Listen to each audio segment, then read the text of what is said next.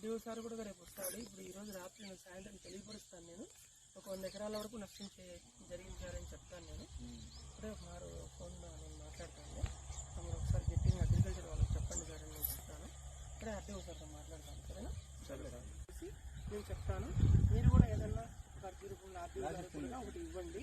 నాకు ఇంత నష్టం ఒక్కొక్కరు కాదు,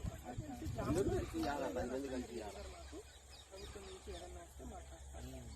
సాయం చేస్తే ఉపయోగకరంగా ఉంటుంది. చాలా కష్టపడ్డాము.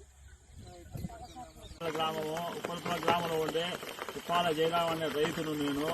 నాకు 3 ఎకరాల వరి పైరు పెట్టాను. దానికి గాను ఎకరాకు వచ్చేసి 35,000 ఖర్చు అయింది. దీనికి గాను ఈ వాన వల్ల వచ్చి మాకు కింద పడిపోయి మొలకలు వచ్చినాయి. దీనికి గాను నష్టపరిహారం చెల్లించాల్సిందిగా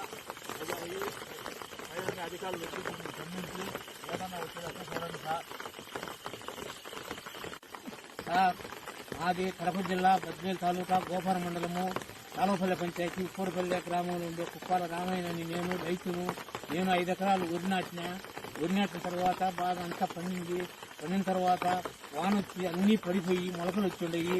మీరు దయచేసి ఏదైనా మాకు నష్టపరిహారం కట్టాలని మిమ్మల్ని పదే కోరుతున్నాము.